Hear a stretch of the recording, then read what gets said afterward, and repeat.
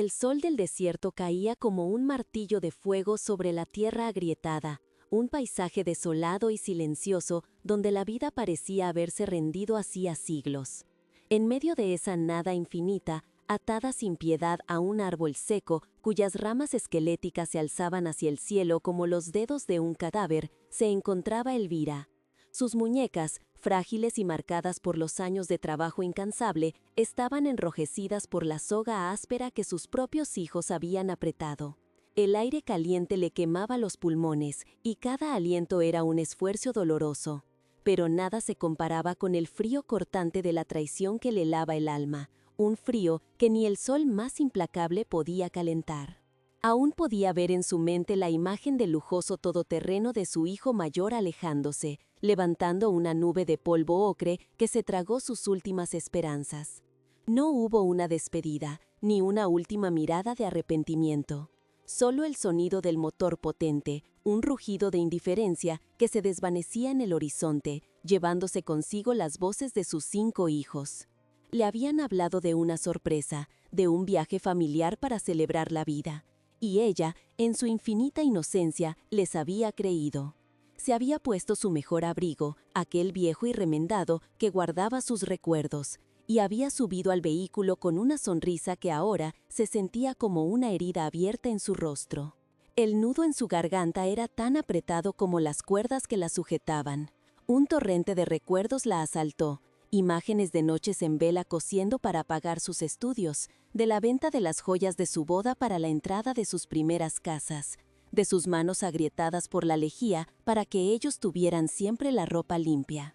Sacrificó su juventud, su salud y sus sueños, apilando cada renuncia como ladrillos para construir el futuro de ellos. Y ahora, ese futuro se había vuelto contra ella. La había juzgado como una carga inútil, un estorbo para sus vidas de opulencia y ambición, y la había sentenciado a morir en el olvido. Las lágrimas espesas y saladas comenzaron a surcar los pliegues de su piel, mezclándose con el sudor y el polvo. No lloraba por el miedo a la muerte, sino por la muerte del amor que creía haber sembrado. ¿En qué momento sus pequeños, aquellos a los que había enseñado a caminar y a decir mamá, se habían convertido en monstruos de corazón helado? ¿Fue el dinero, el estatus, la influencia de sus cónyuges siempre sedientos de más? Veía sus rostros en su mente, no como los niños que recordaba, sino como jueces implacables que la habían encontrado culpable de ser vieja, pobre y dependiente. Mientras la tarde avanzaba, las sombras comenzaron a alargarse como garras oscuras sobre el desierto. El calor sofocante dio paso a un frío que se colaba por las fibras de su abrigo gastado. Temblando, no solo por la bajada de la temperatura, sino por el terror a la noche inminente, un instinto la hizo buscar consuelo en el único objeto que le quedaba. Su mano, con un movimiento casi imperceptible, rozó el forro interior de su abrigo, donde un pequeño bulto, cosido con hilo fuerte, descansaba sobre su corazón. Era su último secreto, su última esperanza, el regalo que iba a cambiar sus vidas para siempre. El boleto dorado que solucionaría todas esas deudas y preocupaciones que los habían llevado a cometer aquel acto atroz. Ellos se marcharon convencidos de su victoria, celebrando haberse deshecho del ancla que, según ellos, les impedía navegar hacia un océano de prosperidad. Conducían a sus mansiones, sus cenas en restaurantes exclusivos y sus planes de inversión, sintiendo el alivio egoísta de la libertad. Creían haber cortado el último lazo con un pasado humilde, borrando a la mujer que era el testimonio viviente de sus orígenes. Se sentían inteligentes, prácticos y, sobre todo, libres de la carga de la gratitud. Pero lo que aquellos 5 hijos, en su ciega y despreciable arrogancia, no sabían era que la fortuna que tanto anhelaban no estaba en la bolsa ni en sus negocios, sino, temblando de frío y dolor, atada a un árbol muerto en mitad de la nada. No tenían ni la más remota idea de que acababan de abandonar 6.5 millones de euros junto al corazón de su madre. Aquel acto de crueldad, lejos de ser un final, era solo el principio. Había desencadenado una serie de eventos imparables que los arrastraría a un infierno de su propia creación y los haría suplicar por un perdón que jamás recibirían. La historia de Elvira no comenzó en el desierto, bajo el sol abrasador y la soga infame, sino muchos años atrás, en una fría mañana de otoño en la que el mundo se detuvo. Su esposo, Juan, un hombre de manos fuertes y sonrisa amable, se había marchado para siempre, llevándose consigo la mitad de su alma y dejándola con 5 pequeños corazones que dependían enteramente de ella. En el silencio de su modesta casa, mientras sus hijos dormían ajenos a la tragedia, Elvira hizo una promesa sobre la fotografía descolorida de su marido. Ellos nunca sentirían la ausencia, nunca pasarían hambre, nunca les faltaría una oportunidad. Aquella promesa se convirtió en el faro que guiaría cada uno de sus días, y también en la pesada ancla de su sacrificio. Para cumplir su juramento, Elvira se multiplicó, se convirtió en una sombra que trabajaba sin descanso, aceptando cualquier labor que le permitía llevar un plato de comida a la mesa. Sus días comenzaban antes del amanecer, fregando los suelos de mármol de las mansiones de gente adinerada, donde el olor a cera y a lujo contrastaba brutalmente con el aroma a pobreza que se adhería a su ropa gastada. Sus manos, que una vez fueron suaves, se agrietaron y enrojecieron por el contacto incesante con los productos de limpieza, pero nunca se quejó. Cada baldosa brillante que dejaba tras de sí era un paso más hacia la educación de sus hijos, un ladrillo en el futuro que construía para ellos con el cemento de su propio agotamiento. Las noches no traían consigo el descanso, sino un nuevo frente de batalla. Cuando la ciudad se sumía en el silencio, Elvira encendía su vieja máquina de coser, cuyo zumbido era la única nana en la casa. Arreglaba prendas para los vecinos, cosía vestidos para las fiestas de otros y remendaba uniformes escolares hasta que sus párpados se negaban a permanecer abiertos. La luz tenue de la bombilla iluminaba su rostro cansado, pero en su mente solo había una cosa: el dinero extra que significaría libros nuevos para su hijo mayor, o las zapatillas de deporte que su hija pequeña tanto deseaba. El sueño se convirtió en un lujo que no podía permitirse. El primer sacrificio que dolió como una amputación fue su anillo de bodas. Era la única pieza de oro que poseía, el último recuerdo tangible del amor de Juan. Lo vendió sin dudarlo cuando su hijo mayor, Ricardo, fue aceptado en la universidad y necesitaba dinero para la matrícula. En la casa de empeños, el hombre de detrás del mostrador examinó el anillo con fría indiferencia, sin comprender que no estaba tasando unos gramos de metal, sino el peso de un corazón roto y una promesa inquebrantable. Elvira salió de allí con los billetes en la mano y un vacío en el dedo que nunca volvería a llenarse, pero con una sonrisa forzada para que Ricardo solo viera orgullo en sus ojos. Años más tarde, le tocó el turno al delicado collar de perlas que había heredado de su madre, una reliquia familiar que había pasado de generación en generación. Su hija mediana, Laura, había desarrollado una alergia severa que requería un tratamiento costoso, uno que la sanidad pública no cubría en su totalidad. Elvira no lo pensó 2 veces. El brillo de las perlas palidecía en comparación con la salud de su hija. Cuando Laura, ya recuperada, le preguntó por el collar, Elvira simplemente respondió que lo había guardado en un lugar seguro. La mentira le supo a ceniza en la boca, pero era una ceniza que estaba dispuesta a tragar para protegerlos de la dura realidad de su pobreza. Sus hijos crecieron ajenos a la magnitud de estas renuncias. Para ellos, la comida siempre aparecía en la mesa, la ropa siempre estaba limpia y el dinero para sus excursiones escolares o sus caprichos juveniles siempre se materializaba, como por arte de magia. No veían las horas de sueño perdidas, las comidas que su madre se saltaba para que ellos repitieran, ni el dolor silencioso que se acumulaba en sus articulaciones. Elvira se había convertido en una experta en ocultar su sufrimiento, enmascarándolo con un amor tan vasto e incondicional que parecía inagotable, una fuente de la que ellos bebían sin preguntarse jamás si podría secarse. Ella celebraba sus logros como si fueran suyos, con un orgullo que le desbordaba el pecho. Las graduaciones, los primeros trabajos, las bodas. En cada uno de esos momentos, Elvira estaba allí en un segundo plano, con su vestido más decente y una sonrisa que iluminaba su rostro surcado de arrugas. Creía en su infinita bondad que había criado a 5 personas de bien, que el amor que había sembrado florecería en gratitud y cuidado cuando sus propias fuerzas comenzaran a menguar. Se imaginaba una vejez tranquila, rodeada de sus hijos y nietos, cosechando los frutos del árbol que había regado con su propia vida.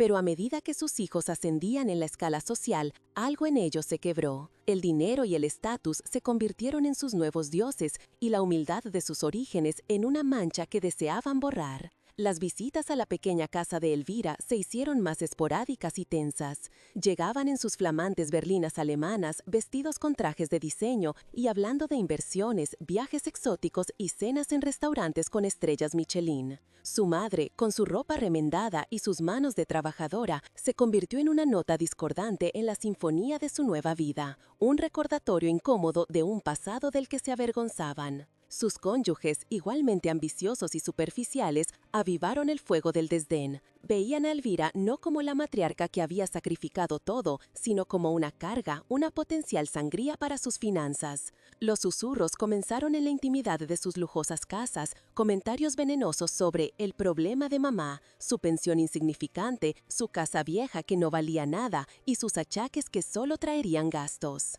El amor que Elvira les había dado se transformó en sus mentes codiciosas en una deuda que no estaban dispuestos a pagar. La verdad, oculta tras fachadas de mármol y coches de alta gama, era mucho más sórdida. A pesar de su ostentación, los 5 hermanos estaban ahogados en deudas. Habían vivido por encima de sus posibilidades, compitiendo entre ellos por ver quién acumulaba más símbolos de riqueza, y ahora los acreedores llamaban a sus puertas. La presión era insoportable, y en su desesperación, sus ojos se volvieron hacia la única persona que siempre les había solucionado los problemas, su madre.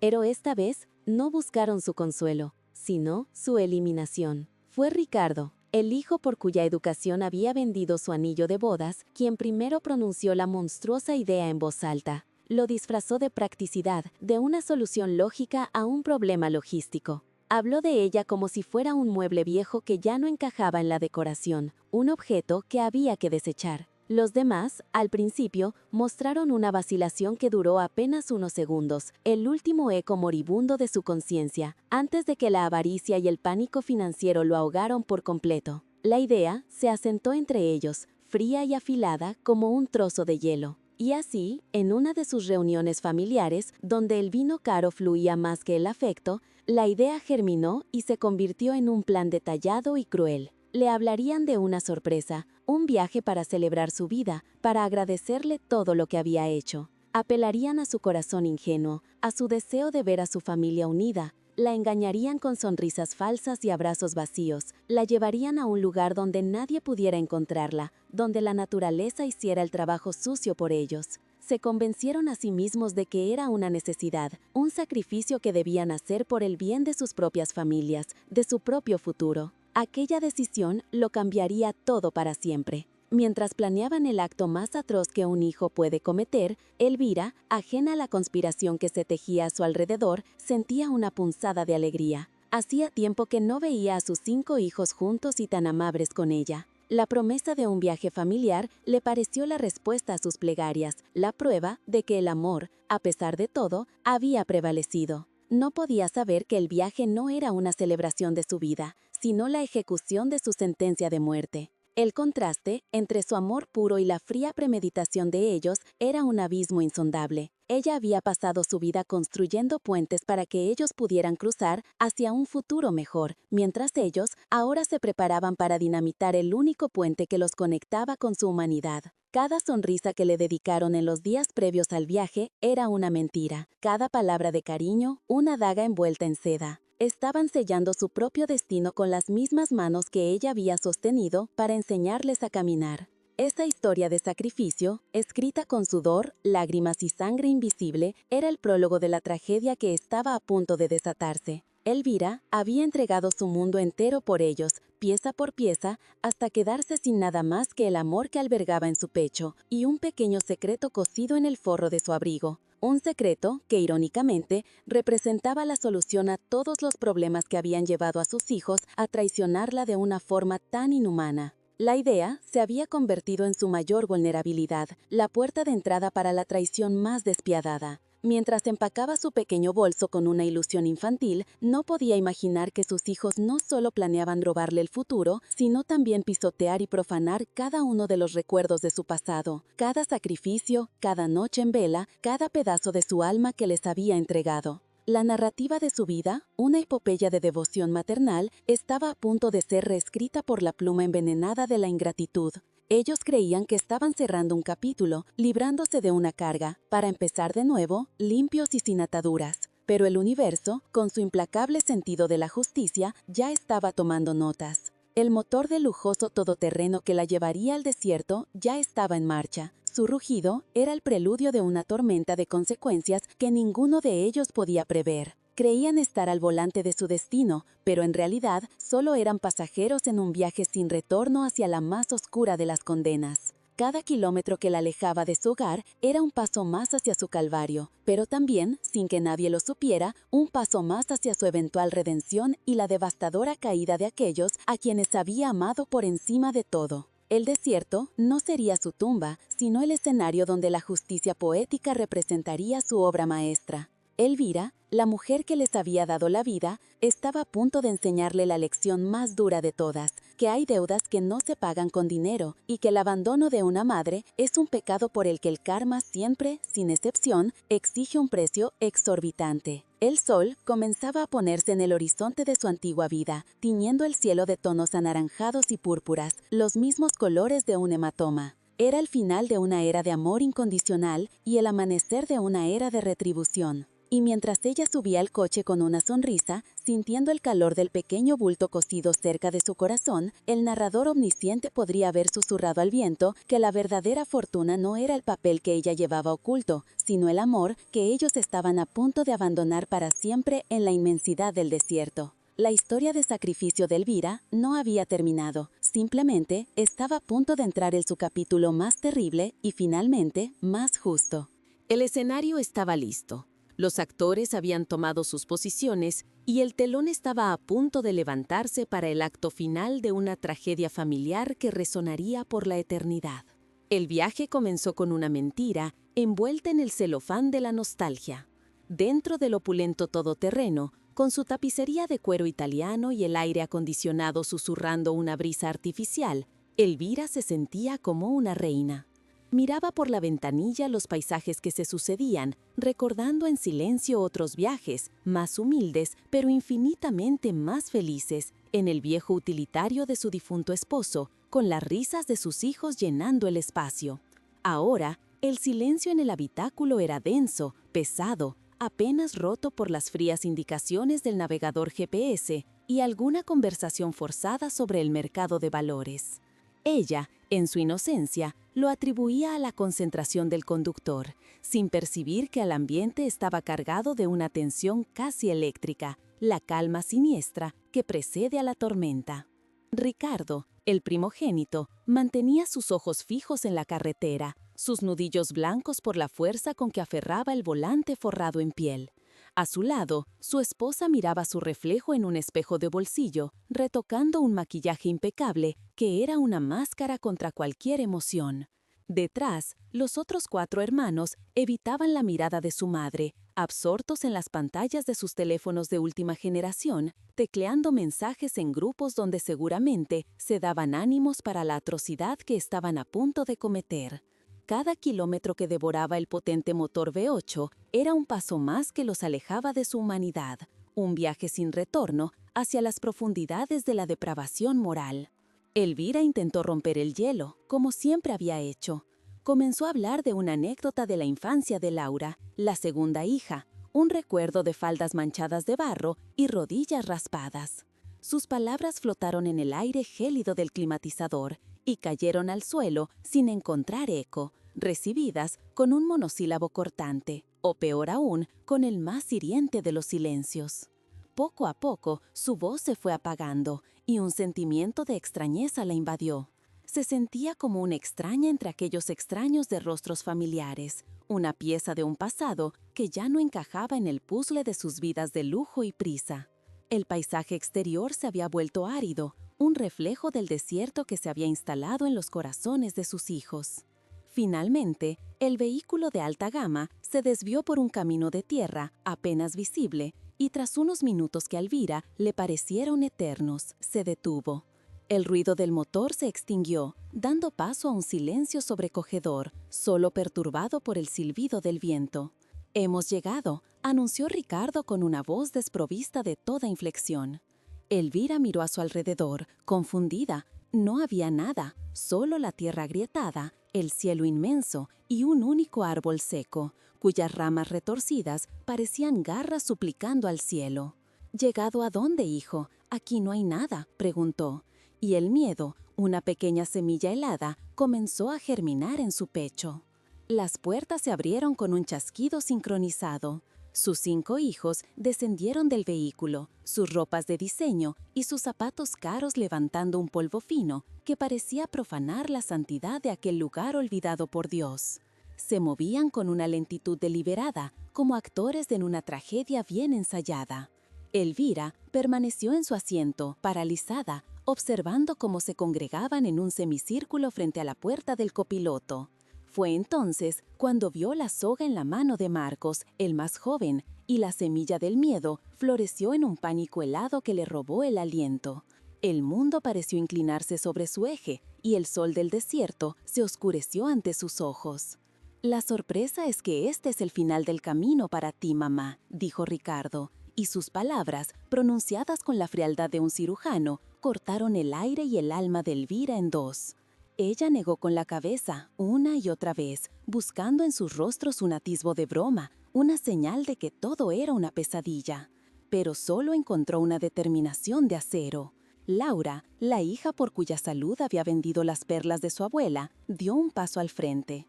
«No podemos seguir arrastrándote con nosotros. Tenemos nuestras propias vidas, nuestras familias, nuestras hipotecas. Eres una carga que ya no podemos permitirnos», sentenció, y la palabra carga resonó en la mente de Elvira como el eco de una campana fúnebre. Un torrente de súplicas brotó de sus labios. «Hijos, ¿por qué? ¿Qué os he hecho? Os he dado todo lo que tenía, mi vida entera». Su voz, quebrada por la angustia, se perdió en la inmensidad del desierto. Los demás intervinieron, no para consolarla, sino para reforzar la sentencia, con justificaciones egoístas. Hablaron de sus problemas financieros, de la presión social, de la necesidad de mirar hacia el futuro. Un futuro en el que ella, la arquitecta de sus éxitos, no tenía cabida. Cada palabra era un clavo más en el ataúd de su corazón, una traición que superaba cualquier dolor físico imaginable. La empujaron fuera del coche con una brusquedad que nunca antes habían usado con ella. El acto físico de atarla al árbol fue la culminación de la humillación. Sus muñecas, frágiles como las de un pájaro, protestaron bajo la aspereza de la cuerda. Mientras Ricardo y Marcos apretaban los nudos con una eficiencia escalofriante, Elvira no podía dejar de mirar sus manos, las mismas manos que ella había guiado para que aprendieran a escribir, las mismas que había besado para curar sus heridas de niño. Ahora, esas manos la condenaban a muerte. Los otros 3 observaban a una distancia prudencial, sus rostros impasibles o deliberadamente vueltos hacia otro lado, cómplices silenciosos de un crimen que mancharía sus almas para siempre. Una vez asegurada, dieron un paso atrás para contemplar su obra. Por un instante, Elvira creyó ver una sombra de duda en los ojos de su hija pequeña, un último vestigio de la niña que fue, pero se desvaneció tan rápido como apareció, engullido por la codicia colectiva. No hubo una última palabra de arrepentimiento, ni un adiós. Simplemente le dieron la espalda, subieron de nuevo al todoterreno de lujo y cerraron las puertas, sellando su destino dentro de aquella cápsula de indiferencia. El motor volvió a rugir, una bestia metálica despertando de su letargo para llevarse a sus verdugos. El vehículo se alejó, levantando una nube de polvo ocre que se cernió sobre Elvira como un sudario, cubriéndola con el sabor de la tierra y el abandono. El sonido del motor fue menguando hasta convertirse en un zumbido lejano, y finalmente en nada. El silencio que cayó después fue absoluto, total, un vacío que lo llenaba todo. Por primera vez en su vida, Elvira estaba completamente sola. El peso de la traición la aplastó, y su cuerpo, atado al árbol, se desplomó todo lo que las cuerdas le permitieron. Un sollozo desgarrador, un grito animal de puro dolor, escapó de su garganta, un sonido que nadie, excepto el viento del desierto, escuchó. Las lágrimas brotaron de sus ojos, calientes y amargas, trazando surcos limpios en la capa de polvo que cubría su rostro envejecido. No lloraba por el miedo a la muerte inminente, ni por el dolor físico de sus ataduras. Lloraba por la muerte de un amor que creía eterno e incondicional. Cada recuerdo feliz, cada sacrificio, cada noche en vela se proyectaba en su mente, ahora teñido por el veneno de la ingratitud. Se sentía vacía, profanada, como si le hubieran arrancado no solo el futuro, sino también la validez de todo su pasado. Su vida entera, dedicada a ellos, se había convertido en una broma cruel. Instintivamente su mano temblorosa rozó el forro de su viejo abrigo. Allí, cosido con hilo fuerte sobre su corazón, sintió el pequeño bulto rectangular, el billete de lotería, la solución a todos los problemas que sus hijos habían esgrimido como justificación para su monstruosidad. Iba a ser la gran sorpresa del viaje, el regalo que los liberaría de sus deudas y les devolvería la tranquilidad. La ironía era tan brutal, tan cósmica, que una risa seca y rota escapó de sus labios, mezclándose con sus sollozos. Les había traído la salvación, y ellos, en su ceguera, la habían abandonado junto a ella. El sol comenzó a descender, pintando el cielo con tonos de naranja y púrpura, los colores de un hematoma. Con la caída de la luz llegó el frío del desierto, un frío que se colaba por las fibras de su ropa y le mordía los huesos. Temblando incontrolablemente, Elvira cerró los ojos, resignándose a su final. El agotamiento emocional y físico la estaba venciendo. Pensó en Juan, su esposo, y le pidió en silencio que viniera a buscarla pronto. La esperanza era un lujo que ya no podía permitirse, una vela que la traición de sus hijos había apagado de un soplido. La oscuridad comenzó a envolverla, una promesa de olvido.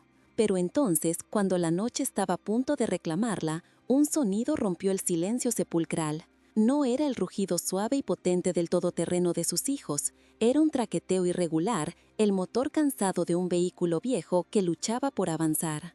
Un par de luces amarillentas y débiles perforaron la oscuridad en la distancia, acercándose lentamente por el mismo camino de tierra por el que se habían marchado sus verdugos. El corazón de Elvira, que ya había comenzado a rendirse, dio un vuelco doloroso, una mezcla de terror y una chispa minúscula y racional de esperanza. La silueta de una camioneta destartalada, cargada con herramientas y bidones, se materializó en la penumbra. Se detuvo a unos metros de ella y el motor tosió un par de veces antes de callar. La puerta del conductor se abrió con un chirrido metálico y una figura alta y encorvada descendió. Era un hombre anciano, con el rostro surcado por las arrugas del sol y el tiempo, vestido con ropa de trabajo gastada. Se quedó inmóvil por un segundo, sus ojos adaptándose a la oscuridad, hasta que la luz de la luna reveló la forma imposible de una mujer atada a un árbol.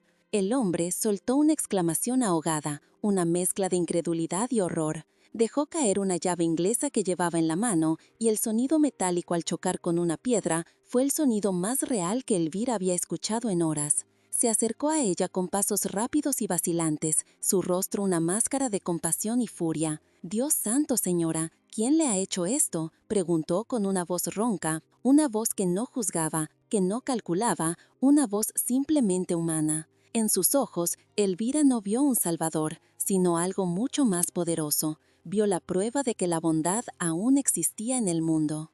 De vuelta en la civilización, lejos del silencio acusador del desierto, los 5 hermanos y sus cónyuges decidieron celebrar su recién adquirida libertad. No regresaron a sus mansiones de inmediato, pues la atmósfera de esos hogares, llenos de recuerdos que ahora eran inconvenientes, les resultaba opresiva. En su lugar, eligieron el restaurante más exclusivo de la ciudad, un templo de la gastronomía donde los platos eran obras de arte, y la cuenta final ascendía a una cifra que habría alimentado a su madre durante varios años. Se sentaron en una mesa reservada con vistas panorámicas, rodeados por el suave murmullo de la élite financiera y el tintineo de copas de cristal de Bohemia, sintiéndose, por fin, parte de ese mundo sin las ataduras de su humilde origen. Ricardo, asumiendo su papel de patriarca autoproclamado, pidió la botella de champán más cara de la carta, un Grand Cru cuyo precio era un insulto a la vida de sacrificio que acababan de desechar. La botella llegó en una cubitera de plata pulida, y el sumiller la descorchó con un susurro ceremonial. Mientras el líquido dorado y burbujeante llenaba las copas, una sonrisa de suficiencia se dibujó en el rostro de Ricardo. Levantó su copa y las demás le siguieron, sus diamantes y relojes de oro suizo brillando bajo las luces tenues del local. Estaban a punto de brindar por un futuro sin cargas, por la eliminación del último obstáculo que, según ellos, se interponiera entre ellos y la prosperidad absoluta. Por los nuevos comienzos, dijo Ricardo, su voz resonando con una autoridad que se sentía hueca y forzada. Por un futuro donde solo miremos hacia adelante. Los demás repitieron el brindis, y el sonido de las copas chocando fue agudo y frágil, como el hielo a punto de quebrarse. Bebieron un largo sorbo del champán helado, y su sabor, complejo y efervescente, pareció limpiar sus paladares de la culpa, reemplazándola con una embriagadora sensación de poder. En ese instante, envueltos en el lujo y la autoindulgencia, se sintieron invencibles, arquitectos de su propio destino, ajenos por completo a la ironía cósmica que estaba a punto de desatarse sobre ellos. Fue en ese preciso momento, mientras se servían el primer plato y discutían con fría practicidad cómo venderían la modesta casa de su madre, cuando el teléfono de alta gama de Ricardo vibró sobre la mesa de caoba. Al principio lo ignoró, molesto por la interrupción, pero la insistencia de la llamada, un número desconocido y de aspecto oficial, despertó su curiosidad. Con un gesto de fastidio, se disculpó y contestó, adoptando su tono de empresario ocupado. «Dígame», espetó, esperando despachar rápidamente al interlocutor para volver a su celebración. Al otro lado, una voz tranquila y profesional se presentó como el director de la sucursal principal del Banco Central de Inversiones. «Buenas tardes, llamo en busca de la señora Elvira García. ¿Hablo con su hijo, el señor Ricardo Montes?» El nombre de su madre, pronunciado en aquel contexto de opulencia, sonó extrañamente fuera de lugar. Un escalofrío recorrió la espalda de Ricardo, no de culpa, sino de paranoia. Pensó que podría tratarse de alguna deuda olvidada, de algún problema que su madre les hubiera legado. «Mi madre no está disponible en este momento», respondió con frialdad. «¿En qué puedo ayudarle?» El banquero carraspeó, su tono volviéndose más confidencial. «Verá, señor Montes, el asunto es de suma importancia y de una discreción absoluta. Su madre ha resultado ser la única ganadora del bote especial de la Lotería Nacional. Estamos intentando contactar con ella para coordinar la transferencia de un premio de 6.500.000 euros». Hubo una pausa. El banquero esperaba una reacción de júbilo, de sorpresa, pero al otro lado de la línea solo hubo un silencio denso, un abismo de incredulidad y horror. Ricardo sintió como si el suelo del lujoso restaurante se hubiera abierto bajo sus pies. La cifra resonó en su cerebro como un disparo, 6.500.000 euros. Las palabras del banquero parecían distorsionarse, volverse irreales. El champán que acababa de beber se le agrió en el estómago, y una gota de sudor frío recorrió su sien. El teléfono, un dispositivo de titanio y cristal que valía una fortuna, de repente pesaba como una losa de plomo en su mano. Miró a sus hermanos, que seguían charlando animadamente, ajenos a la bomba que acababa de estallar en su universo. Su boca se secó, y apenas pudo articular una respuesta coherente. ¿Está seguro? Debe haber un error». La voz del banquero se mantuvo firme, acostumbrada a este tipo de reacciones. «No hay ningún error, señor Montes. El billete fue validado esta mañana, comprado en el estanco del barrio de su madre. Tenemos copia de la transacción y las imágenes de seguridad. El premio es para ella. Es imperativo que la localicemos cuanto antes para iniciar los protocolos. ¿Podría facilitarme su paradero?». La palabra paradero golpeó a Ricardo con la fuerza de un puñetazo. El paradero, de su madre, era un árbol seco en medio de la nada, un secreto infame que ahora se convertía en la llave de una fortuna inimaginable. Ricardo colgó el teléfono sin despedirse, lo dejó caer sobre el mantel de lino blanco con un golpe sordo. Su rostro había perdido todo el color, adquiriendo una palidez cerúlea que alarmó a los demás. Su esposa fue la primera en reaccionar. «Ricardo, ¿qué pasa? Pareces haber visto un fantasma». Todos los ojos se clavaron en él, y el murmullo de la conversación se extinguió. Ricardo tragó saliva, intentando que su voz no temblara. Levantó la vista, y su mirada era la de un hombre que acababa de contemplar el infierno. «Mamá», susurró, y la palabra se le atoró en la garganta. «La lotería. Ha ganado la lotería». Un silencio sepulcral cayó sobre la mesa. Durante un instante nadie se movió. Parecían una fotografía congelada de la incredulidad. Fue Laura quien rompió el hechizo, con una risa nerviosa y despectiva. «¿Qué tontería es esa, Ricardo? ¿Una broma de mal gusto?». Pero al ver la expresión de su hermano, la risa murió en sus labios. Ricardo negó lentamente con la cabeza. 6,5 millones de euros, dijo, y esta vez la cifra salió con una claridad aterradora, cada sílaba cargada con el piso de su catastrófico error. La magnitud de lo que habían hecho los golpeó a todos a la vez, una ola de pánico helado que ahogó el calor del vino y la comida. La primera reacción no fue de remordimiento por su madre, sino de una avaricia desesperada y furiosa. Marcos, el más joven, se puso en pie de un salto, derribando su copa de champán. El líquido se derramó sobre el mantel inmaculado como una mancha de oro corrupto. «Imposible, tú dijiste que era pobre, que no tenía nada», gritó, señalando a Ricardo con un dedo acusador. La fachada de unidad familiar se desintegró en un instante, revelando la jauría de lobos hambrientos que siempre habían sido. Las acusaciones comenzaron a volar por la mesa, cada uno buscando un culpable para su propia estupidez. «Fue tu plan, Ricardo», siseó Laura, su rostro contorsionado por la rabia. «Tú nos convenciste de que era una carga. Nos has hecho perder 6,5 millones de euros». Su marido la secundó, golpeando la mesa con el puño. «Sois unos incompetentes. Teníamos la solución a todas nuestras deudas y la hemos abandonado en el desierto». La discusión se agrió, sus voces subiendo de tono, atrayendo las miradas curiosas y desaprobadoras de las otras mesas. El lujo y la compostura, que tanto se esforzaban en proyectar, se hicieron añicos, exponiendo su verdadera naturaleza, cruda y codiciosa. En sus mentes, la imagen de su madre atada al árbol se transformó. Ya no era una anciana frágil, un estorbo. Ahora era un cofre del tesoro, un billete premiado temblando de frío en la inmensidad del desierto. El horror que sentían no era por el acto inhumano que habían cometido, sino por la colosal pérdida financiera. Se vieron a sí mismos no como monstruos, sino como los peores empresarios del mundo, culpables del error de cálculo más grande de sus vidas. La vida de Elvira se había reducido, en sus mentes febriles, al valor monetario del papel que llevaba cosido en su abrigo. El pánico se apoderó de ellos, una histeria colectiva que los impulsó a la acción. «Tenemos que volver», exclamó uno de los hermanos, «ahora mismo». La idea se propagó como un incendio. No había tiempo para pensar en las consecuencias morales, solo en la urgencia de recuperar el premio.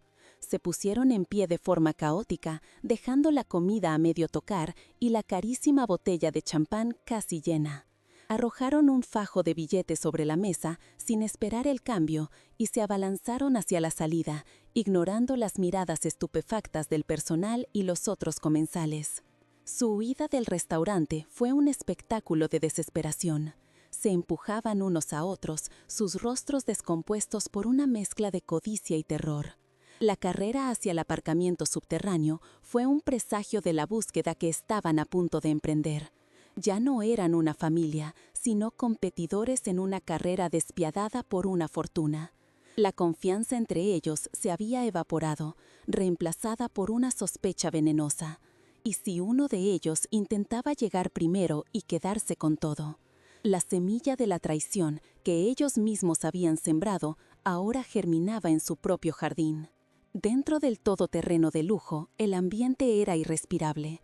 El silencio de la ida había sido reemplazado por un torbellino de acusaciones y planes frenéticos. Ricardo conducía de forma temeraria, haciendo rugir el motor, devorando el asfalto en una carrera contra el tiempo y contra la noche que ya había caído sobre el desierto. Cada semáforo en rojo era una tortura, cada coche más lento un obstáculo insoportable. Miraban el GPS con una ansiedad febril, rezando para recordar el desvío exacto, el camino de tierra que los había llevado a cometer el peor error de sus vidas. La conversación giraba en torno al billete, no a su madre. «¿Y si se le ha caído? ¿Y si el viento se lo ha llevado?», preguntaba uno, la voz teñida de pánico. «¿Y si alguien la ha encontrado?», sugería otro. Y la idea de un extraño haciéndose con su dinero los llenaba de una rabia impotente. La posibilidad de que su madre estuviera muerta era una preocupación secundaria, un mero inconveniente logístico. Lo único que importaba era encontrar aquel pequeño trozo de papel que valía más que todos sus negocios y posesiones juntos. El universo, con su implacable sentido de la justicia, había tejido su red a la perfección. Había esperado a que estuvieran en la cima de su arrogancia, brindando por su crueldad, para revelarles la verdad. Les había permitido saborear la victoria antes de arrebatársela de la forma más dolorosa posible, convirtiendo su triunfo en una fuente de tormento eterno. La fortuna que tanto anhelaban se había convertido en un espejismo en el desierto, un tesoro que ellos mismos habían enterrado bajo el peso de su propia ingratitud. El viaje de vuelta no era una misión de rescate, sino una expedición carroñera. No iban a salvar a su madre, iban a saquearla. Iban a buscar el billete entre sus ropas, sin importar si su corazón todavía latía o no. La revelación no les había devuelto la humanidad, sino que se la había arrancado por completo, dejado al descubierto el núcleo podrido de su codicia. La justicia poética había comenzado su lenta y metódica demolición, y ellos, en su ceguera, aceleraban a toda velocidad hacia su propia ruina. Mientras tanto, a kilómetros de distancia, en la inmensidad silenciosa del desierto, las luces de una vieja camioneta iluminaban el rostro de Elvira.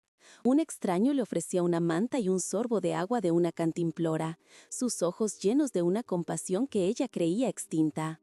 La dinámica de poder se había invertido de forma irreversible. Ella, la víctima abandonada, ahora poseía, sin saberlo, la llave de la destrucción de sus verdugos. Y ellos, los poderosos, los triunfadores, no eran más que unos desgraciados perdidos, corriendo en círculos en un infierno de su propia creación. La noche en el desierto era profunda y estaba llena de estrellas, testigos silenciosos de la tragedia y la inminente retribución. El frío que Elvira sentía comenzaba a disiparse, gracias a la calidez del amante y la bondad inesperada. El frío en el alma de sus hijos, sin embargo, no había hecho más que empezar.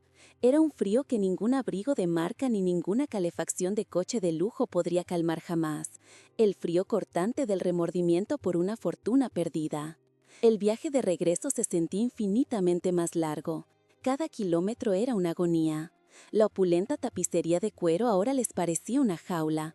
El avanzado sistema de sonido solo emitía un zumbido molesto en sus oídos.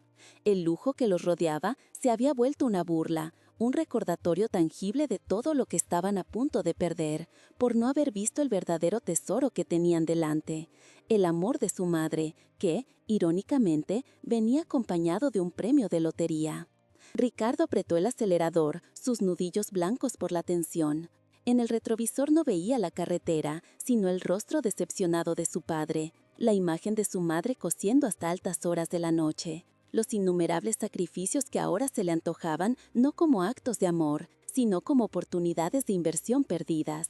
El veneno de la codicia había corrompido hasta sus recuerdos más sagrados. El narrador omnisciente podría haber susurrado que aquella noche no estaban buscando un billete de lotería, estaban buscando su alma. Un alma que habían vendido por mucho menos de 6,5 millones de euros, y que ahora, por mucho que corrieran, jamás podrían recuperar. El desierto los esperaba, no para devolverles su fortuna, sino para reclamar la deuda que tenían pendiente con el karma.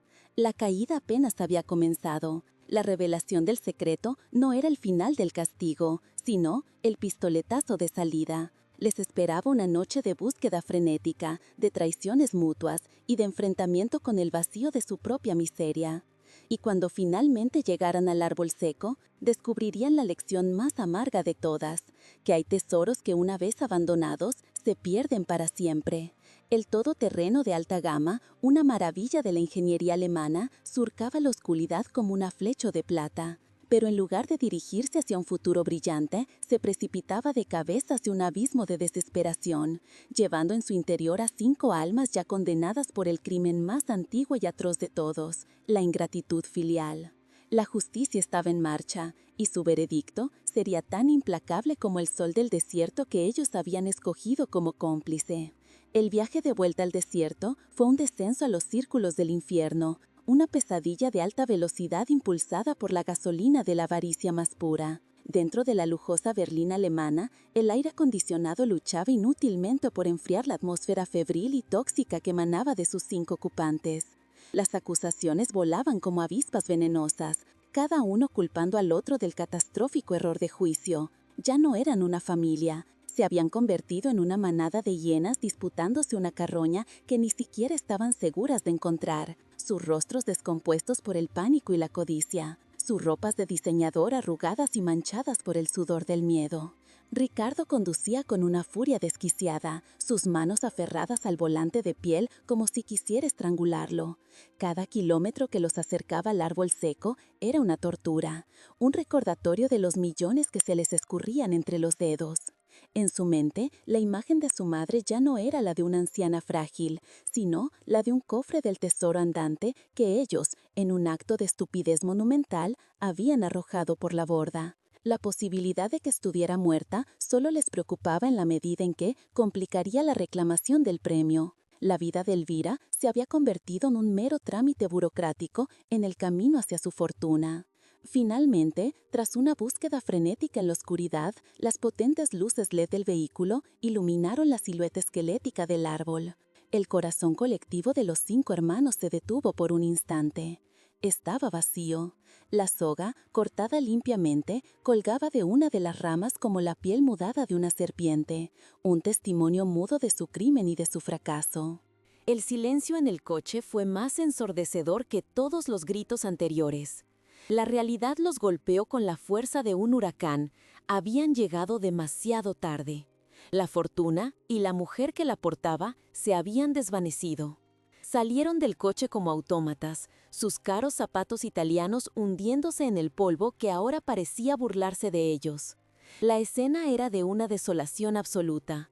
Comenzaron a buscar, primero con una urgencia contenida, luego con una desesperación animal. Rastrearon el suelo alrededor del árbol, iluminando cada centímetro con las linternas de sus móviles de última generación, buscando no a su madre, sino un pequeño trozo de papel rectangular. Sus movimientos eran los de unos buitres, sus cuerpos encorvados profanando la quietud de la noche del desierto, su dignidad desintegrándose con cada grano de arena que se colaba en sus zapatos. La búsqueda se prolongó durante horas, una danza macabra de codicia y desesperación bajo un manto de estrellas indiferentes. El frío de la noche comenzó a calarles, un frío que ya no era una simple condición meteorológica, sino el estado permanente de sus almas.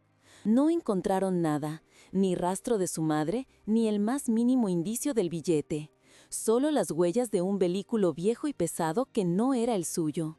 La comprensión de que alguien más la había encontrado, de que un extraño podría estar en posesión de su dinero, los sumió en una nueva espiral de rabia y pánico. Derrotados, cubiertos de polvo y con la ropa de marca hecha jirones, regresaron a la civilización.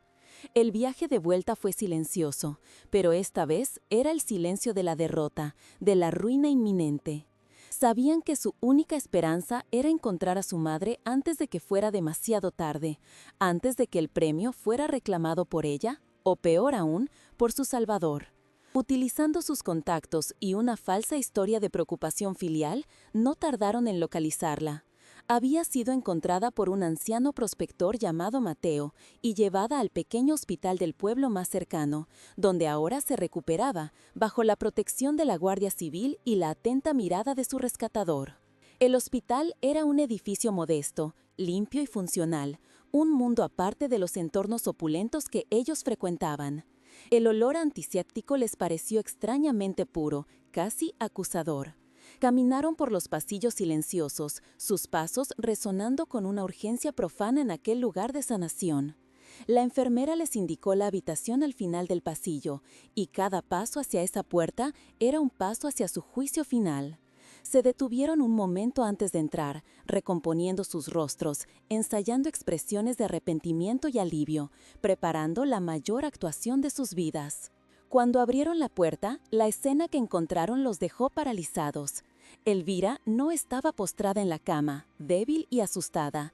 Estaba sentada en un sillón junto a la ventana, envuelta en una manta limpia, bebiendo una taza de té caliente. A su lado, de pie como un guardián silencioso, estaba Mateo, el anciano que la había rescatado. El rostro de Elvira ya no mostraba el terror ni la confusión del desierto.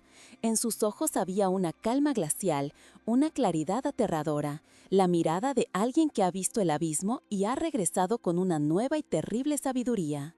No había ni una pizca del amor incondicional que siempre les había profesado, solo una distancia insalvable. Fue Ricardo quien rompió el silencio, su voz untada con una falsa capa de emoción. «Mamá, gracias a Dios que estás bien, estábamos tan preocupados». Dio un paso hacia ella con los brazos abiertos, pero se detuvo en seco cuando Elvira levantó una mano, un gesto simple pero que erigió un muro invisible entre ellos. Uno por uno, como si siguieran un guión patético, cayeron de rodillas ante ella. Las lágrimas, tan falsas como sus sonrisas, comenzaron a brotar, surcando el polvo de sus rostros y manchando el suelo impoluto del hospital. «Perdónanos, mamá», sollozó Laura, aferrándose al borde de la manta de su madre. «No sabíamos lo que hacíamos. La desesperación, las deudas, nos cegaron. Fue un error terrible, el peor error de nuestras vidas. Haríamos cualquier cosa por volver atrás». Los demás se unieron al coro de súplicas, sus voces quebradas por una angustia que no nacía del remordimiento, sino del terror a la pérdida financiera. Hablaron de su infancia, de los sacrificios de ella, intentando pulsar las cuerdas de un corazón que ellos mismos habían destrozado sin piedad. Se humillaron de una forma que nunca habrían creído posible. El orgulloso empresario, la esposa trofeo, el inversor arrogante, todos eran ahora mendigos patéticos, arrastrándose a los pies de la mujer que habían sentenciado a muerte. Prometieron cuidarla, comprarle la casa más grande, darle una vida de reina. Le hablaron de un futuro juntos, una familia unida de nuevo. Todo ello mientras sus ojos codiciosos buscaban cualquier señal del abrigo viejo, del billete, que era el verdadero motivo de su arrepentimiento teatral. Elvira los dejó hablar, escuchó su letanía de excusas y promesas vacías, con una paciencia de otro mundo, su rostro inexpresivo. Dejó que se vaciaran, que agotaran su repertorio de mentiras hasta que sus sollozos se convirtieron en jadeos y el silencio volvió a llenar la habitación. Mateo, a su lado, permanecía inmóvil, su presencia una roca de dignidad silenciosa que contrastaba brutalmente con la abyecta humillación de los 5 arrodillados. Cuando por fin el último eco de su súplica se desvaneció, Elvira dejó la taza de té en la mesita. El sonido de la porcelana contra la madera fue el único ruido en la habitación y resonó como el martillo de un juez. Lentamente giró su cabeza y los miró, uno por uno, con aquellos ojos que ahora lo veían todo. Su voz, cuando finalmente habló, no fue un grito de rabia ni un lamento de dolor. Fue un susurro tranquilo, tan afilado como el cristal roto que cortó el aire y sus esperanzas en 1000 pedazos. «No estáis aquí por mí», dijo, y cada palabra cayó sobre ellos como una losa de granito. «No lloráis por la madre que abandonasteis a las bestias y al frío. Lloráis por los 6,5 millones de euros que creísteis haber perdido». La mención de la cifra exacta los dejó sin aliento, una confesión tácita de su verdadera motivación. La sangre huyó de sus rostros, dejándolos con la palidez de los cadáveres. Habían sido descubiertos, su farsa expuesta con una simplicidad devastadora. Elvira continuó, su voz ganando una fuerza tranquila, la fuerza de la verdad irrefutable. «Pensasteis que era una carga, un mueble viejo que ya no encajaba en vuestras vidas de lujo. Me arrancasteis de mi casa, me atasteis como a un animal y me dejasteis morir en el lugar más solitario de la tierra. Y lo hicisteis con una frialdad que helaría el mismo infierno. No hubo piedad en vuestros ojos, solo el alivio de haberos deshecho de un problema». Se inclinó ligeramente hacia adelante, y sus ojos, que una vez los miraron con infinita adoración, ahora los escrutaban con el desapego de un científico observando insectos bajo un microscopio. «Vuestro error no fue la crueldad, vuestro error fue la mala información. El mayor error de vuestras vidas no fue atarme a un árbol, fue no revisar antes los bolsillos de mi abrigo». La ironía de sus palabras era un veneno lento y corrosivo que se extendió por sus venas, paralizándolos todos. Ese dinero, prosiguió Elvira, su voz ahora teñida de un cansancio profundo, era para vosotros. Era la solución a todas esas deudas y preocupaciones que usasteis como excusa para cometer una monstruosidad. Iba a ser mi última sorpresa, mi último regalo, la prueba final de un amor que vosotros pisoteasteis y dejasteis por muerto en el polvo. Hizo una pausa, permitiendo que el peso de sus palabras los aplastara por completo. Pero ese amor murió en el desierto, sentenció. Y esta vez su voz se quebró, no de debilidad, sino por el peso de una finalidad irrevocable. Lo matasteis vosotros, nudo a nudo, palabra a palabra, con cada kilómetro que me alejaba de mi hogar. La mujer que era vuestra madre ya no existe, solo queda Elvira, y Elvira no tiene hijos. Ricardo, en un último y desesperado intento, se arrastró hacia ella. «No, mamá, por favor, te queremos, te necesitamos». Su voz era un gemido lastimero, el sonido de un avaro al que le arrebatan su oro. Elvira lo miró sin odio, casi con lástima. «No me queréis a mí, queréis mi dinero, pero ya no es mío para daros». Con un gesto casi imperceptible, miró a Mateo, que seguía a su lado, firme y leal. Este hombre, un completo desconocido, me mostró más humanidad en 5 minutos que vosotros en los últimos 10 años. Él me salvó, él me dio agua, él me cubrió con su manta, él me recordó que la bondad existe. Vosotros me recordasteis que a veces los peores monstruos son los que uno mismo ha traído al mundo. Se puso en pie y por primera vez pareció más alta, más fuerte que todos ellos juntos. Se acercó a la puerta, apoyándose ligeramente en el brazo de Mateo. Antes de salir, se giró para mirarlos por última vez, arrodillados en el suelo, una patética estampa de la codicia derrotada. El dinero será para quienes lo merecen, para la fundación que este buen hombre, Mateo, creó en honor a su esposa, para ayudar a otros ancianos abandonados por sus familias, para construir algo bueno sobre las cenizas de lo que vosotros destruisteis. En cuanto a ustedes, hizo una pausa, y en esa pausa se concentró todo el peso de su veredicto. No quiero vuestro arrepentimiento, porque es falso. No quiero vuestras lágrimas, porque son de codicia. No quiero volver a veros nunca más. Vuestro castigo no será la cárcel, aunque la merecéis. Vuestro castigo será vivir el resto de vuestras miserables vidas sabiendo que teníais el amor y la fortuna en vuestras manos y lo abandonasteis en el desierto. Ahora salid de mi vista». Con esas últimas palabras, Elvira y Mateo salieron de la habitación, cerrando la puerta tras de sí. El suave clic de la cerradura fue el sonido más definitivo que los 5 hermanos habían escuchado jamás. Fue el sonido de su mundo derrumbándose, de todas las puertas cerrándose para siempre. Se quedaron solos, arrodillados en el suelo frío del hospital, en un silencio absoluto, ya sin lágrimas que derramar. No sentían remordimiento por su madre, sentían el dolor agudo, físico, de la pérdida de 6,5 millones de euros. Se miraron unos a otros, y en sus ojos ya no había ni rastro de lazo familiar, solo un odio puro y concentrado. Se miraron unos a otros, y en sus ojos ya no había ni rastro de lazo familiar, solo un odio puro y concentrado. Se miraron unos a otros, y en sus ojos ya no había ni rastro de lazo familiar, solo un odio puro y concentrado. Se miraron unos a otros, y en sus ojos ya no había ni rastro de lazo familiar, solo un odio puro y concentrado.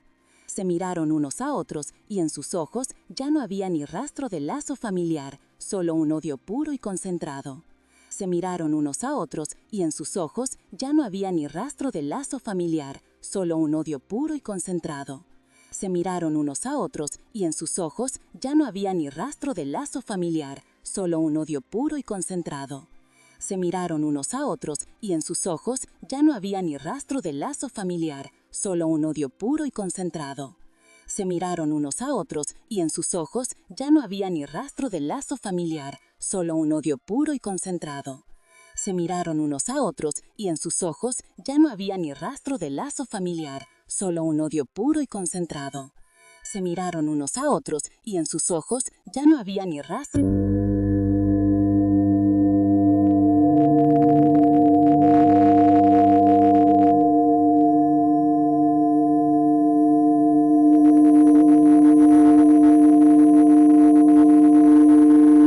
La víctima, a la que habían considerado débil y prescindible, se había erigido como su juez y verdugo, no con ira, sino con la justicia tranquila e implacable de la verdad. Habían suplicado, se habían humillado, pero no había redención para ellos. Su condena era final, y la habían escrito ellos mismos, con las cuerdas de la ingratitud y la tinta de la avaricia. La caída libre acababa de comenzar. La puerta de la habitación del hospital se cerró con un suave clic que resonó en los oídos de los 5 hermanos como el portazo de una cripta. Se quedaron solos, arrodillados sobre el linóleo frío, en un silencio que ya no era de conspiración, sino de aniquilación. El olor a desinfectante les quemaba en la garganta, un aroma a limpieza que parecía restregarles en la cara la podredumbre de sus propias almas. Salieron de allí no como una familia, sino como 5 extraños unidos por una ruina común, cada uno mirando al otro con un odio que superaba con creces la codicia que los había unido. El viaje de vuelta en el todoterreno de lujo fue un funeral sin cadáver, un ataúd de cuero y metal rodando en silencio hacia un futuro que ya no existía. La noticia, como suele ocurrir con las historias de extrema crueldad y justicia poética, no tardó en filtrarse. Primero fue un rumor en los círculos financieros, luego una nota en la prensa local y finalmente un tsunami mediático que arrasó con todo a su paso. La historia de la madre abandonada en el desierto por sus 5 hijos millonarios, que resultó ser la ganadora de una fortuna, era demasiado jugosa para ser ignorada. Los rostros de Ricardo, Laura y los demás aparecieron en las pantallas de todos los televisores del país, no como los triunfadores que pretendían ser, sino como los monstruos que realmente eran. El castillo de naipes que habían construido con la arrogancia y el crédito se derrumbó con el primer soplo de la verdad. Para Ricardo, el golpe fue sísmico. Su imperio empresarial, que en realidad era una montaña de deudas sostenida por una reputación impecable, se desintegró en cuestión de días.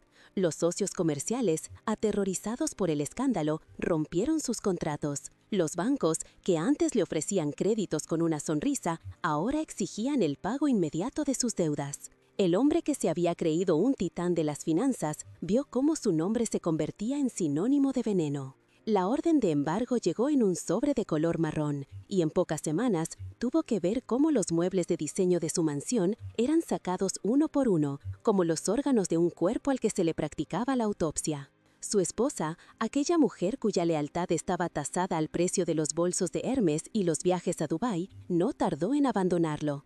El divorcio fue rápido y brutal, un acto de carroña legal en el que ella se aseguró de quedarse con las migajas que los acreedores habían dejado. Ricardo, el hombre que había sentenciado a su madre a morir de sed, terminó solo, en un apartamento alquilado en el mismo barrio humilde del que tanto se había esforzado por escapar. Su único lujo ahora era el sabor amargo del vino barato y el recuerdo incesante de los 6,5 millones de euros que había tenido al alcance de la mano. Laura, la reina de la vida social, experimentó una caída igualmente vertiginosa. Se convirtió en una paria, la protagonista de un cuento de terror moral que se susurraba en cada cóctel y cena de gala. Sus amigas, que antes la adulaban, ahora cruzaban la calle para evitarla. Las marcas de lujo, para las que había sido embajadora, rescindieron sus contratos con cláusulas de moralidad. Su marido, un hombre cuya principal preocupación era su estatus en el club de campo, la repudió públicamente y le entregó los papeles del divorcio a través de un mensajero.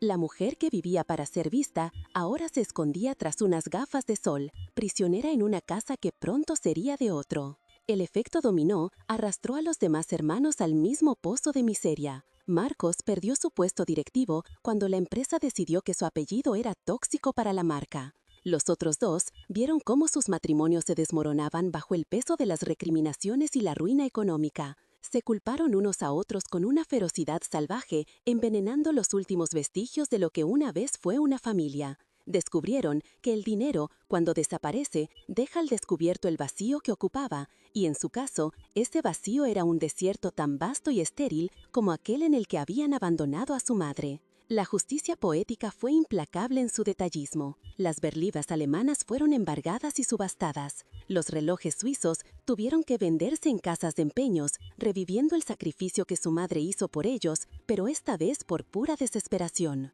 Tuvieron que renunciar a los colegios privados de sus hijos, a las vacaciones en resorts exclusivos, a toda la fachada de opulencia que era el centro de su existencia. Fueron condenados a vivir la vida que tanto despreciaban, una vida de limitaciones y humildad, pero sin la dignidad que su madre siempre había mantenido. Mientras sus vidas se convertían en un páramo de deudas y remordimientos, la de Elvira florecía de una manera que nunca había imaginado.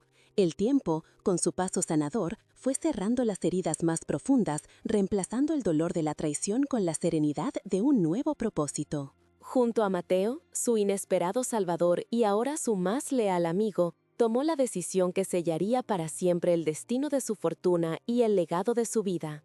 No habría venganza, solo una construcción silenciosa y poderosa sobre las ruinas del pasado.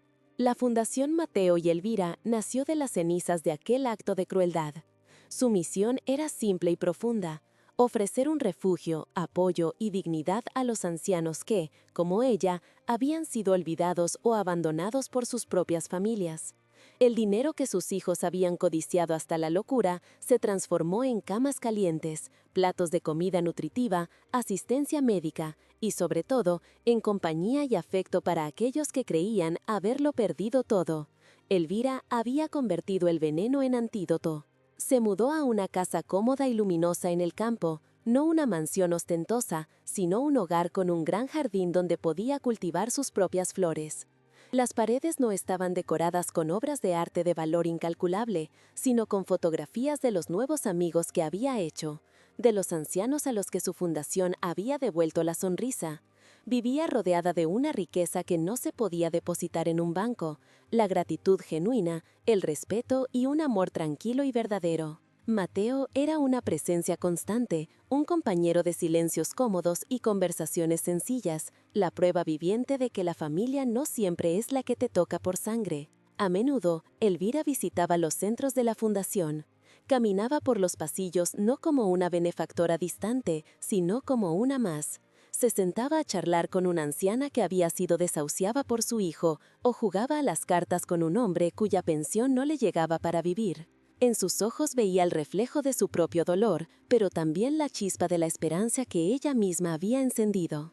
Cada sonrisa que recibía era un clavo más en el ataúd de la memoria de sus hijos, la confirmación de que había tomado la decisión correcta. Pasaron 2 años. El escándalo se había apagado, pero las consecuencias eran permanentes. Sus hijos eran sombras de lo que fueron, vivían vidas grises, marcadas por la escasez y, peor aún, por el conocimiento torturador de lo que habían perdido. La ausencia del dinero era un dolor constante, pero con el tiempo, un dolor aún más profundo comenzó a aflorar: la ausencia de su madre.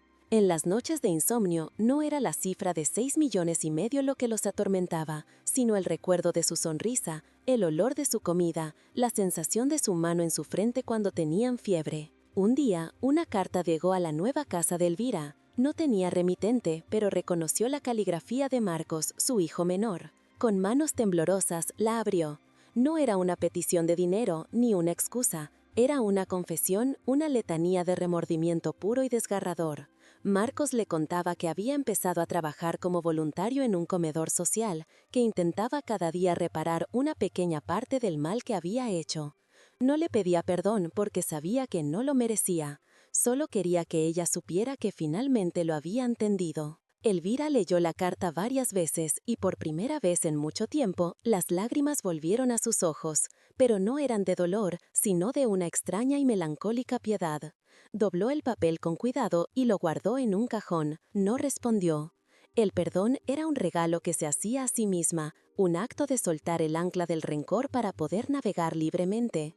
Pero la reconciliación era un puente que había sido dinamitado, y algunas ruinas nunca pueden ser reconstruidas. El narrador omnisciente podría susurrar que el verdadero castigo de los hijos no fue la pérdida de la riqueza, sino la condena a vivir con la conciencia de su propia monstruosidad. Fueron sentenciados a recordar para siempre que, en el momento decisivo de sus vidas, eligieron el oro sobre el amor, y en el proceso perdieron ambos de la forma más devastadora. Su infierno no era la pobreza, sino el espejo en el que se veían reflejados cada mañana. En el epílogo de su vida, Elvira encontró una paz que nunca creyó posible. Una tarde, de primavera, mientras regaba las rosas de su jardín, Mateo se acercó a ella y le entregó una taza de té, tal como había hecho aquella primera noche en el hospital. El sol poniente teñía el cielo de tonos dorados y púrpuras, los mismos colores del atardecer en el desierto, pero ya no había terror en ellos, solo una belleza serena. Miró al horizonte y supo que había sobrevivido. No solo había sobrevivido, sino que había triunfado, demostrando al universo que el amor verdadero, la bondad y la dignidad son la única fortuna que el tiempo no puede devaluar ni los ladrones pueden robar. Y así, la balanza del universo, con su precisión milimétrica implacable, encontró su equilibrio. La historia de Elvira, que comenzó en la más oscura de las traiciones, no terminó en la venganza, sino en la serena y poderosa luz de la redención. Su viaje nos arrastró a través del desierto del corazón humano, mostrando su aridez más cruel en el alma de sus hijos, pero también su capacidad de florecer en los lugares más inesperados, como la bondad de un extraño o la fortaleza de una madre que transforma su dolor en un legado de amor. Su vida se convirtió en un faro, una lección escrita con tiras y resiliencia para todos nosotros. Esta historia nos obliga a mirar más allá del brillo del oro y el rugido de los motores de lujo para preguntarnos, ¿qué es la verdadera riqueza? Los 5 hermanos creían poseerlo todo: mansiones de mármol, coches de alta gama y un estatus social envidiable. Sin embargo, eran los seres más pobres del mundo, porque carecían del único tesoro que importa, el único que no se puede comprar ni embargar: el amor incondicional. Tenían en su madre una fortuna de afecto, sacrificio y devoción, y en su ceguera la cambiaron por la ilusión del dinero, descubriendo demasiado tarde que habían abandonado el diamante por un puñado de polvo. La justicia que recayó sobre ellos no fue la de los tribunales humanos, sino una mucho más profunda y terrible. El karma no les arrebató simplemente el dinero, les arrebató la paz. Su castigo eterno no es la pobreza material, sino el eco de las palabras de su madre en una fría habitación de hospital, el recuerdo imborrable de sus propios rostros reflejados en la ventanilla del coche, mientras la abandonaban.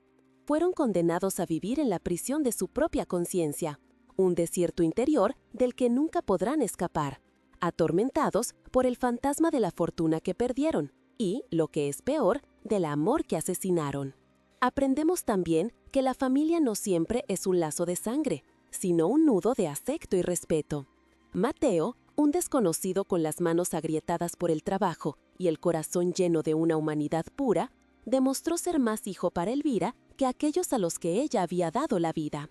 Su simple acto de compasión, ofrecer una manta y un sorbo de agua, pesó más en la balanza cósmica que todos los años de educación y crianza que Elvira había regalado a sus hijos. Nos enseña que la verdadera familia es la que te rescata del desierto, no la que te abandona en él. La ingratitud, nos muestra esta historia, es la más corrosiva de las pobrezas. Es un veneno que pudre el alma desde dentro, que convierte los corazones en piedra y ciega los ojos a la verdad. Los hijos de Elvira padecían esta enfermedad en su forma más terminal. Olvidaron cada noche en vela, cada joya vendida, cada gota de sudor derramada por su bienestar. Vieron a su madre no como la fuente de su vida, sino como un obstáculo para su vanidad. Que su caída sirva como una advertencia solemne. Nunca olvidemos las manos que nos levantaron, pues pisotearlas es asegurar nuestro propio derrumbe. Y en el centro de todo está la figura luminosa de Elvira. Ella, la víctima, se convirtió en la dueña de su propio destino. Podría haber elegido el camino del odio, de la venganza legal, y nadie la habría culpado. Pero su victoria fue mucho más sublime. Al crear la fundación, transformó el acto más egoísta que sufrió en el más generoso de los legados. No destruyó a sus enemigos, construyó un paraíso sobre las ruinas que ellos dejaron, demostrando que la mejor respuesta a la oscuridad no es más oscuridad, sino la creación de una luz tan intensa que las sombras se vean obligadas a retroceder. La lección final, la que resuena mucho después de que la historia termina, es un eco de sabiduría ancestral. Aquello que damos al mundo, el mundo nos lo devuelve. Elvira dio amor y sacrificio, y aunque tuvo que atravesar el infierno, al final recibió paz, propósito y un amor verdadero. Sus hijos dieron codicia y crueldad, y a cambio cosecharon una vida de miseria, soledad y remordimiento eterno. El universo es un espejo, y al final todos nos vemos obligados a vivir con el reflejo de nuestras propias acciones. Si esta historia ha tocado tu corazón, no te olvides de darle a me gusta y suscribirte a nuestro canal. Cuéntanos en los comentarios. ¿Crees en las segundas oportunidades? ¿Cuál ha sido la lección más importante que has aprendido con esta historia? Te invitamos a ver el siguiente video que aparece en tu pantalla, con otra historia emocionante que te llegará al corazón.